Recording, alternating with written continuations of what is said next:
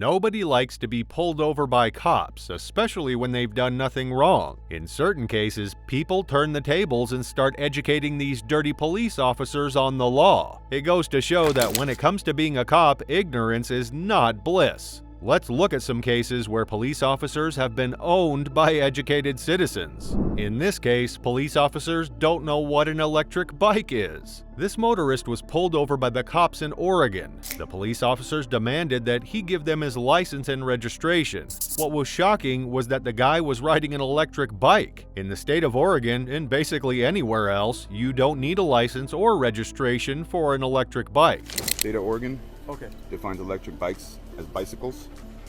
Bicycles in the state of Oregon don't require helmets. Okay, so bicycles don't require license, registration, and insurance, as you know. So that's a moped, not a bicycle. It's an electric moped. It's not gas whatsoever, sir. This is not the first time that the motorist had been stopped, so he asked the officers whether they had got the memo. It turns out that after being stopped a couple of times and going through the same boring routine, the motorist had asked one of the police officers to write a memo to the police department regarding his bike. It's an electric scooter. E-bikes, sir, according to Oregon law, e-bikes are considered bicycles. Bicycles don't require helmets. We got into that. The officer spoke on the phone and confirmed that he was wrong to stop the motorist. Instead of letting the issue go, he continued harassing the motorist. It got so bad that the motorist had to school the officer on electric bikes. In Oregon, electric, so defines electric bike as a bicycle. It doesn't go over 24. Actually, this doesn't even go over 15 miles an hour. Okay. But the limits is 24 miles an hour. Okay. So, and I showed the officer last time, even the helmet. So last time he pulled me over for the helmet. In the end, the police officers let the motorist go, but he was frustrated at having been stopped again, something that bordered harassment. In this next case, these officers went above and beyond to prove they were dirty. This man was taking a walk when a police officer stopped him. The officer asked for the man's identification, but he was not carrying it. The man said that he had every right to take his walk without being hassled by the police. He also didn't have to give his personal information since he had not committed any crime. You live around here? Yeah, I live down the road. What's your address? I don't feel like I don't have to tell you that. Okay, right now you are detained. For what reason, Okay? sir? 'Cause the other officer told me. How? You are I detained. just spoke to him. He said I wasn't detained. This response made the police officer angry as his ego couldn't handle that. He detained the man without any explanation. The man refused to back down and asked why he was being detained. You just told me that you are detained. For what reason? All right. I don't know. I just showed up. What's your last name?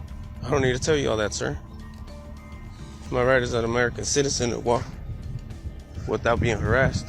You're not being harassed. Yes, I'm being harassed. You just pulled over with your lights. The officer then started giving bogus explanations for why they had detained the man. But the man was no fool. He said that he had every right to be taking his walk and should not be harassed for it. In a shocking turn of events, it turned out that this was the second time the guy was being stopped. He had been stopped by an officer who had then dispatched two other officers to stop the guy. If that's not harassment, I don't know what is. This other officer was called to the scene to explain what was happening.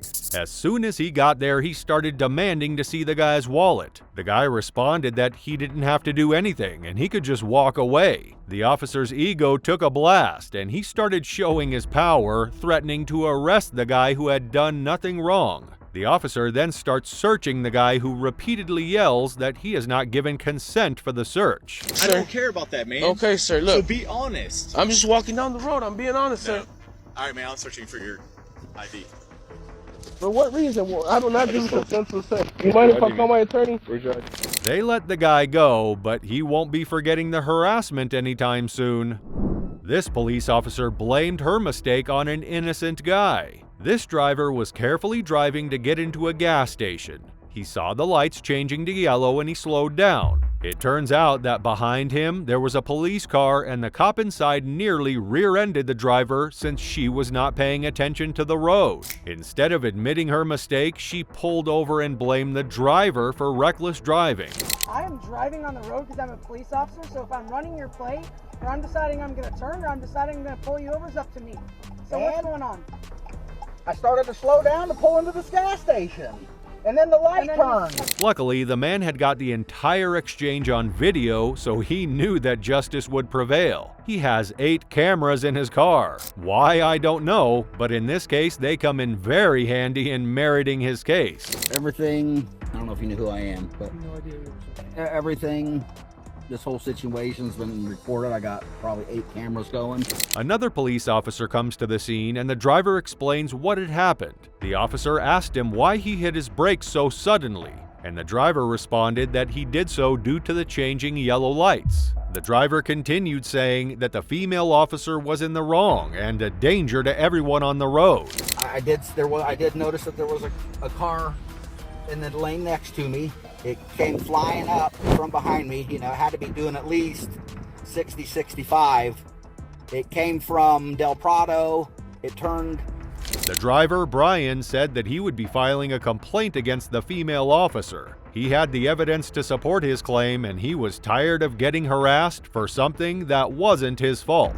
In this next case, these police officers mess with the wrong person and get schooled for it. Police officers responded to a call about a man sitting in his car. The man acknowledged the response, but instead of being let go, the police officers started harassing him. They asked him where he was going, and the man said he was visiting his wife.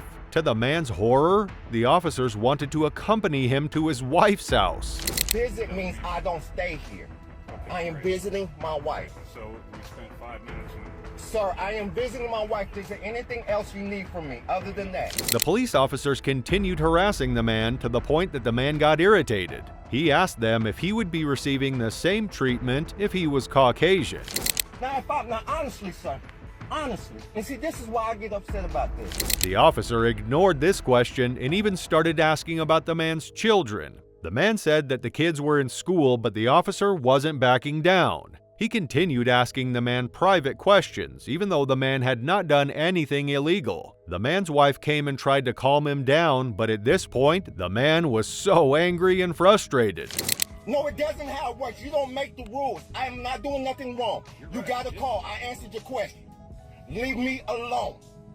I'm asking you nicely. Leave me alone. I told you I don't like you. Would you leave me alone? Am I doing anything to you?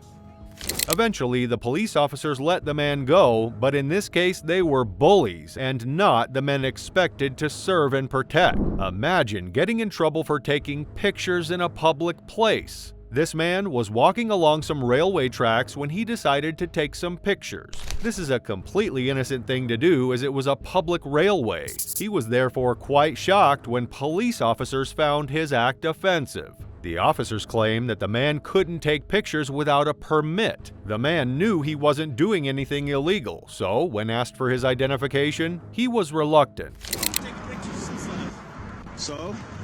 Well, there's some stuff that are you can't be taking pictures of. I can't be taking pictures of the rails? It's national security stuff. Really? What law is that?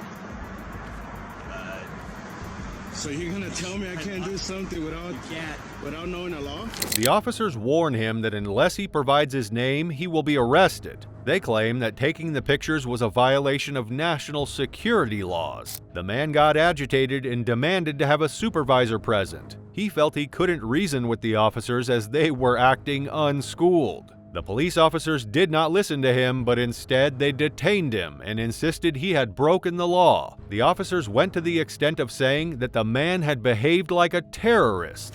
It's not what?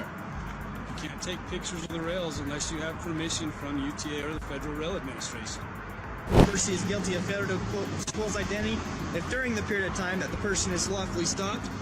The police officers were sure in their belief, and they even claimed that they could detain the man because they had probable cause. In this case, the officer makes up rules to prove his dominance. These two men were shocked when a police officer refused to let them enter a meeting with their tripods and cameras. This was surprising, as normally filming the meeting wasn't a problem. The officer refused to let the men in and offered no explanation. Excuse me? They set up my camera stuff. Tripod's not allowed there. Why is it not allowed? It's not allowed there.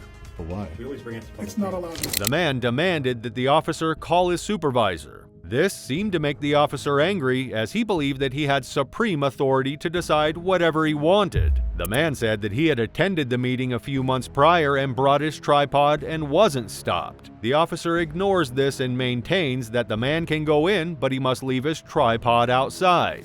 But why? It's not allowed. I was in a meeting 2 months ago. I brought my tripod and no one had a problem with it. It's not going in now.